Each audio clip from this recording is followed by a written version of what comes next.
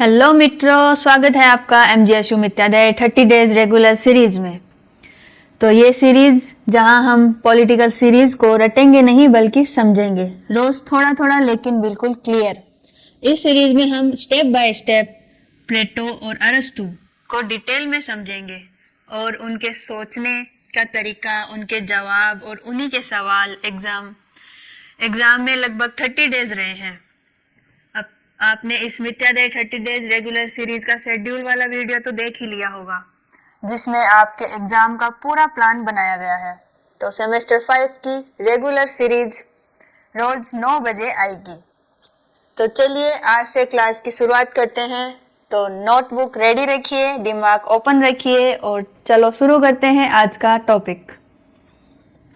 सबसे पहले हम यूनिट फर्स्ट के 2 महत्वपूर्ण टॉपिक और विचारक के बारे में बात करेंगे, जिसमें सबसे पहले आते हैं प्लेटो। पृष्ठभूमि एवं उद्देश्य, प्लेटो का न्याय सिद्धांत, आत्मा का त्रितत्व सिद्धांत, आदर्श राज्य की अवधारणा, दार्शनिक राजा का सिद्धांत, प्लेटो का शिक्षा सिद्धांत और प्लेटो का साम्यवाद सिद्धांत। तो मित्रों, अब आते हैं अपने पहले टॉपिक पर, प्लेटो पृष्ठभूमि एवं उद्देश्य। यहीं से प्लेटो को समझने की शुरू करते हैं। सबसे पहले बैकग्राउंड को समझते हैं। प्लेटो ऐसे समय में पैदा हुए जहां एथेंस की डेमोक्रेसी अंदर से कमजोर हो चुकी थी, राजनीति की इंस्टेबिलिटी थी, नेताओं में स्वार्थ था और न्याय सही से काम नहीं कर रहा था। अब जरा सोचो, जब राज्य गलत हाथों में चला जाए तो आम आदमी का क्या हाल होगा। बस यही सब देखकर प्लेटो के मन में सवाल आए। उनके टीचर थे सुकरात, और जब सुकरात को गलत तरीके से सजा दी गई तो प्लेटो ने डेमोक्रेसी से गहरी निराशा हो गई। यही से प्लेटो ने ठान लिया, राज्य ऐसा होना चाहिए जहां अज्ञान नहीं, ज्ञान का शासन हो। अब आते हैं उद्देश्य पर। प्लेटो का मेन लक्ष्य था आदर्श राज्य की कल्पना करना, ऐसा राज्य जहां न्याय हो, व्यवस्था हो और एक व्यक्ति अपना सही काम करे। प्लेटो मानता था कि अगर शासन ज्ञानवान होगा तो राज्य भी सही चलेगा। इसलिए उसने कहा फिलोसोफर किंग, यानी शासन वही करे जो सबसे ज्यादा बुद्धिमान हो। सीधी भाषा में कहे तो प्लेटो राजनीति को पावर का खेल नहीं, मॉरल रिस्पॉन्सिबिलिटी मानता था। तो मित्रों, प्लेटो का बैकग्राउंड और उद्देश्य यही था, एक ऐसा राज्य बनाना जो परफेक्ट भी हो, भले ही वह सरल हो। तो अब आते हैं प्लेटो का सबसे इंपॉर्टेंट टॉपिक, न्याय का सिद्धांत, थ्योरी ऑफ जस्टिस। सबसे पहले एक सिंपल सवाल, न्याय मतलब क्या? सिर्फ कानून, सजा, इनाम या बराबरी? प्लेटो कहता है न्याय नहीं, न्याय का असली मतलब है हर व्यक्ति अपना सही काम करे। अब जरा ध्यान से समझो। प्लेटो के अनुसार समाज 3 वर्गों में बंटा है। पहला शासन वर्ग, इसका काम यह है सोचना और शासन करना। दूसरा है सैनिक वर्ग, इसका काम है राज्य की रक्षा करना। तीसरा है उत्पादक वर्ग, इसका काम खेती, व्यापार या उत्पादक। अब न्याय कब होगा? जब शासक शासन करे, सैनिक रक्षा करे और उत्पादक उत्पादन करे, और कोई भी दूसरे के काम में दखल न करे। यही से प्लेटो का न्याय, ना ज्यादा ना कम, बस अपना अपना काम। प्लेटो मानता था कि अगर कोई वर्ग अपना काम छोड़कर दूसरों का काम करने लगे तो वहीं से अन्याय शुरू हो जाता है। तो चलिए, प्लेटो के लिए न्याय कोई कानून की किताब नहीं बल्कि राज्य की आत्मा है। मित्रों, अब जरा प्लेटो की थिंकिंग को इंसान के अंदर से समझते हैं। आत्मा का त्रितत्व सिद्धांत, यानी प्लेटो का आइडिया कि इंसान की आत्मा एक नहीं बल्कि 3 हिस्सों में बटी है। पहला हिस्सा है बुद्धि, ये वो पार्ट है जो सही गलत सोचता है, फैसला करता है और ज्ञान की तरफ ले जाता है। प्लेटो कहता है यही आत्मा का सबसे ऊंचा भाग है। दूसरा हिस्सा है साहस और उत्साह, ये वो पार्ट है जो हिम्मत देता है, गुस्सा करता है, सम्मान और साहस को जोड़ता है। युद्ध में लड़ने की ताकत यहीं से आती है। तीसरा भाग है इच्छा, यानी भूख, प्यास, धन, सुख सुविधाओं की चाह। ये आत्मा का सबसे निचला भाग माना जाता है। अब जरा ध्यान से समझो। प्लेटो कहता है कि जब बुद्धि शासन करे, साहस उसका साथ दे और इच्छाएं नियंत्रण में रहे, तभी इंसान न्यायपूर्ण बनता है। अगर इच्छा हावी हो जाए या साहस बिना बुद्धि के काम करने लगे तो व्यक्ति भी बिगड़ता है और राज्य भी।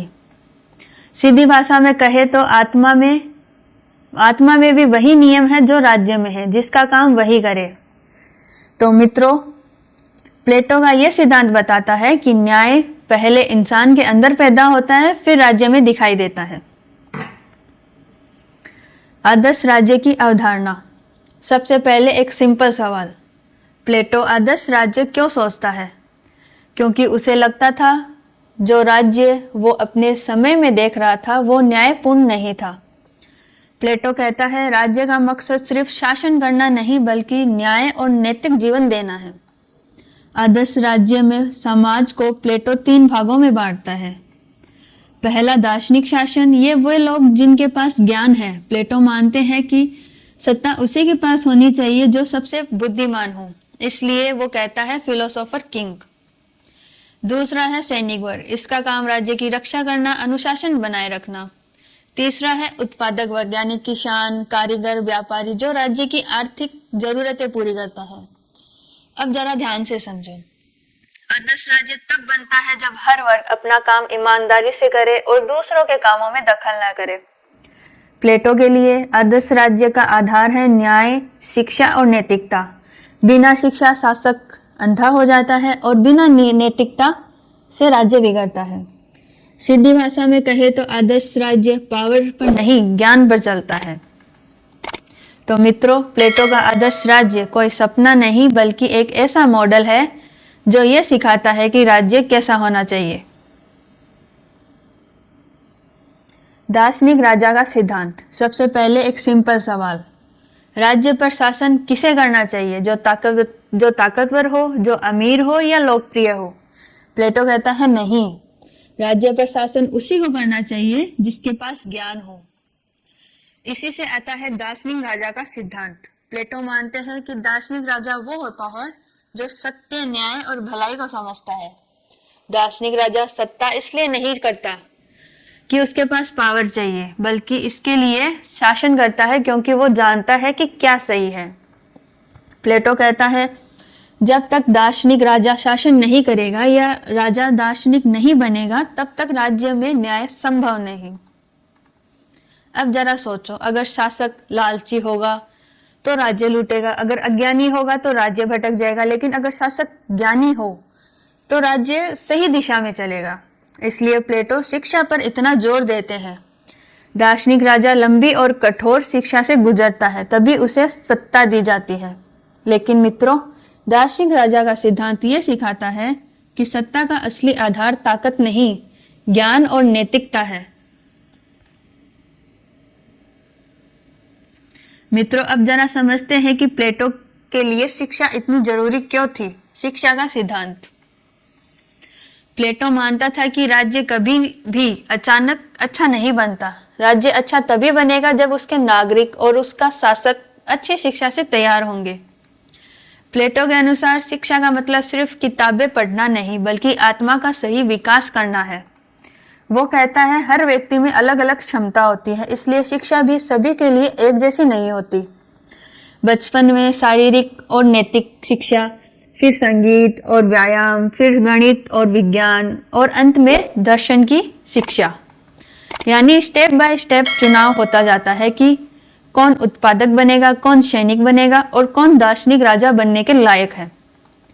प्लेटो शिक्षा को राज्य का फिल्टर मानता है, जो योग्य भी है और आगे भी बढ़ाता है। वो ये भी मानता है कि शिक्षा, अगर गलत शिक्षा होगी तो राज्य को बिगाड़ देती है और सही शिक्षा राज्य को संभाल लेती है। सीधी भाषा में कहे तो प्लेटो के लिए शिक्षा न्यायपूर्ण राज्य की नींव है। तो मित्रों, अगर शिक्षा सही है तो शासक भी सही होगा और अगर शासक सही है तो राज्य भी सही होगा। अब साम्यवाद सिद्धांत। सबसे पहले एक बात क्लियर कर लेते हैं, प्लेटो का साम्यवाद आज वाले मॉडर्न साम्यवाद जैसे बिल्कुल नहीं है। प्लेटो कहता है राज्य तब बिगड़ता है जब शासक और सैनिक निजी स्वार्थ में फंस जाते हैं। पैसा, परिवार, संपत्ति, यहीं से भ्रष्टाचार शुरू होता है। इसलिए प्लेटो ने कहा है शासक और सैनिक वर्ग के लिए निजी संपत्ति नहीं होनी चाहिए, ना घर, ना जमीन, ना ही धन। इतना ही नहीं, प्लेटो ने कहा है कि इन वर्गों में निजी परिवार भी नहीं होना चाहिए। बच्चों की परवरिश राज्य करेगा ताकि कोई ये न कहे ये मेरा है, उससे ज्यादा मुझे फायदा मिलना चाहिए। अब जरा ध्यान से समझो, प्लेटो ये इसलिए नहीं कहता कि परिवार गलत है, बल्कि इसलिए कि शासक का ध्यान राज्य से हटकर घर और परिवार में न चला जाए। लेकिन यह साम्यवाद उत्पादक वर्ग पर लागू नहीं होता। किसान, व्यापारी, कारीगर निजी संपत्ति रख सकते हैं। सीधी भाषा में कहे तो प्लेटो का साम्यवाद बराबरी के लिए नहीं, न्याय और निष्पक्ष शासक के लिए है। तो मित्रों, प्लेटो का साम्यवाद ये सिखाता है कि राज्य सत्ता स्वार्थ से दूर होगी, तभी राज्य सही तरीके से चल पाएगा। अब प्लेटो के बाद यूनिट फर्स्ट का ही एक और इम्पोर्टेंट विचारक है अरस्तु।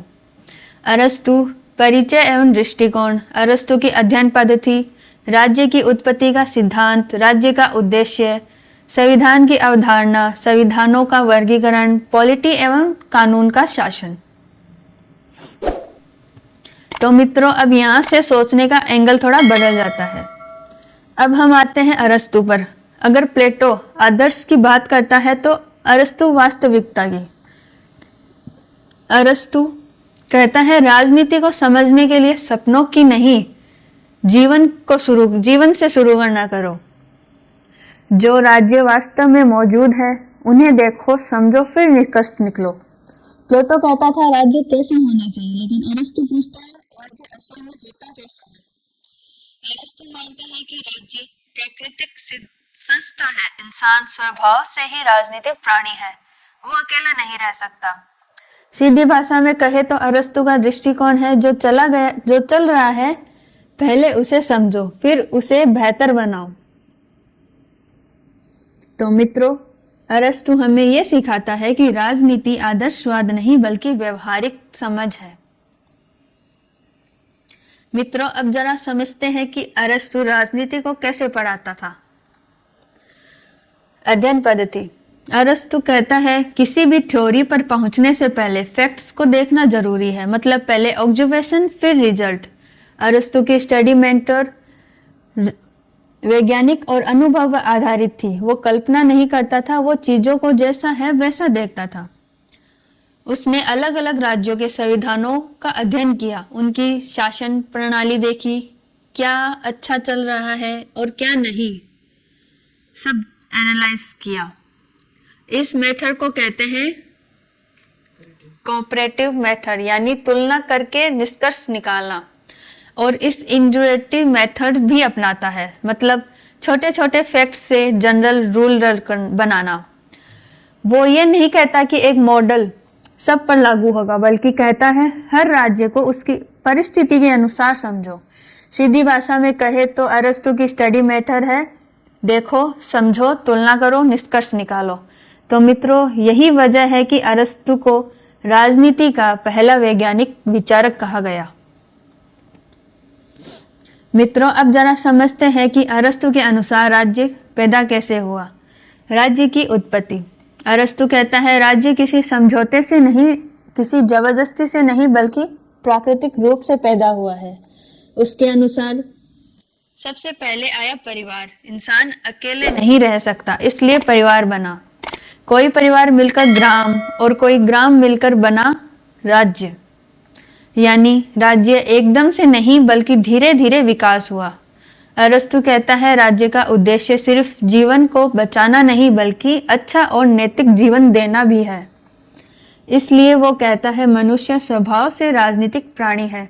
जो राज्य में नहीं रहता वो या तो देवता है या पशु। सीधी भाषा में कहे तो अरस्तु के लिए राज्य का कोई आर्टिफिशियल चीज नहीं बल्कि मानव जीवन की नेचुरल जरूरत है। तो मित्रों, राज्य की उत्पत्ति समझ में आ गई होगी। तो अब एक बहुत बेसिक सवाल, राज्य बना ही क्यों? सिर्फ लॉ ऑर्डर के लिए या टैक्स के लिए? अरस्तु कहता है नहीं। अरस्तु का राज्य सिद्धांत। अरस्तु के अनुसार राज्य का उद्देश्य सिर्फ लोगों को जिंदा रखना नहीं बल्कि अच्छा जीवन देना भी है। वो कहता है परिवार और ग्राम जीवन की जरूरतें पूरी करते हैं, लेकिन राज्य नैतिक और श्रेष्ठ जीवन सिखाता है। राज्य का काम है नागरिकों में सद्गुण पैदा करना ताकि इंसान सिर्फ सुख के लिए ही नहीं बल्कि सही और न्यायपूर्ण जीवन जिए। अरस्तु मानता है कि बिना राज्य के इंसान अपना पूर्ण विकास नहीं कर सकता, क्योंकि अच्छे नियम, अच्छी शिक्षा और सही वातावरण ही राज्य देता है।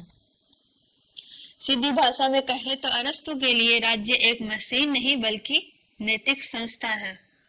तो मित्रों, राज्य का उद्देश्य अच्छे नागरिक बनना और अच्छे नागरिक ही अच्छा राज्य बनाते हैं। तो मित्रों, अब जरा ये समझते हैं कि अरस्तु के लिए संविधान होता क्या है। संविधान की अवधारणा। अरस्तु कहता है संविधान सिर्फ कागज पर लिखा हुआ कानून नहीं होता। संविधान असल में ये तय करता है कि राज्य में सत्ता किसके हाथ में है और वो सत्ता इस्तेमाल कैसे होगी, यानी संविधान राज्य की आत्मा है। अरस्तु के अनुसार संविधान ये बताता है कौन शासन करेगा, किसके हित में करेगा और शासन का उद्देश्य क्या होगा। इसलिए वो कहता है कि अगर संविधान बदल दिया जाए तो राज्य का स्वरूप भी अपने आप धीरे धीरे बदल जाएगा। अरस्तु संविधान को सिर्फ स्ट्रक्चर नहीं मानता बल्कि जीवन पद्धति भी मानता है। लोग कैसे सोचते हैं, कैसा व्यवहार करते हैं, ये सब संविधान से जुड़े होते हैं। सीधी भाषा में कहे तो संविधान राज्य चलाने का तरीका। तो मित्रों, अरस्तु के लिए संविधान समझना राज्य को समझने के बराबर ही है। तो मित्रों, अब जरा समझते हैं कि अरस्तु संविधानों को कैसे क्लासिफाई करता है। संविधानों का वर्गीकरण। अरस्तु कहता है हर राज्य में शासक होता है, लेकिन फर्क इस बात से पड़ता है कि शासन किसके हित में किया जा रहा है। इसी आधार पर अरस्तु संविधानों को दो भागों में बांटता है, शुद्ध और अशुद्ध। पहले शुद्ध संविधान, जब शासन सार्वजनिक हित में होता था, एक व्यक्ति शासन करे और जनता के लिए करे, तो वह राजतंत्र है। कुछ लोग शासक करे और जनता के हित में करे तो वो अभिजात तंत्र। और जब बहुत लोग शासन करे तो सबके भले के लिए करे तो वो है संवैधानिक शासन। अब आते हैं अशुद्ध संविधान पर, जब शासन स्वार्थ में बदल जाए।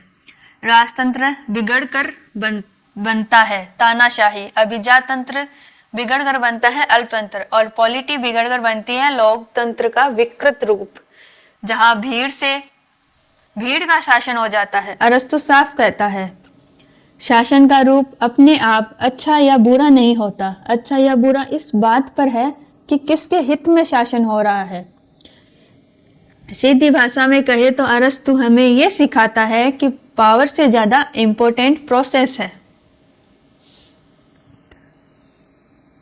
मित्रों, अब आते हैं अरस्तु के सबसे प्रैक्टिकल और बैलेंस्ड आइडल पर, पॉलिटी एवं कानून। सबसे पहले समझो पॉलिटी क्या है। अरस्तु के अनुसार पॉलिटी शासन का वो रूप है जो अमीर और गरीब दोनों के बीच संतुलन बनाकर चलता है। पॉलिटी में न तो एक व्यक्ति की तानाशाही होती है न ही भीड़ की मनमानी। यहाँ शासन मध्यम वर्ग के सहारे चलता है, इसलिए यह सबसे स्टेबल माना जाता है। अब बात करते हैं कानून की। अरस्तु कहता है राज्य में मनुष्य का शासन नहीं, कानून का शासन चलना चाहिए, क्योंकि मनुष्य भावनाओं से चलता है लेकिन कानून बुद्धि और तर्क से। अरस्तु साफ कहता है जहां कानून सर्वोच्च है वहीं अर्थों में न्याय और संभव है। सीधी भाषा में कहे तो पॉलिटी प्लस कानून सबसे सुरक्षित शासन व्यवस्था। तो मित्रों, अरस्तु हमें यह सिखाता है कि अच्छा राज्य चरम पर नहीं संतुलन पर चलता है। ऑलराइट मित्रों, आज के लिए यहीं तक। आज हमने अपने 30 डेज रेगुलर सीरीज में एक और इम्पोर्टेंट कॉन्सेप्ट क्लियर किया। अगर आज का टॉपिक आपको समझ में आ गया तो बस यही सक्सेस है, बाकी रिवीजन तो हम साथ साथ में करते ही रहेंगे। तो मित्रों, कल मिलते हैं सेम टाइम सेम जगह मित्रादय 30 डेज रेगुलर सीरीज में एक नए टॉपिक के साथ। तो जुड़ा रहिए MGSU मित्रादय के साथ, आपका अपना स्टडी मित्र। धन्यवाद।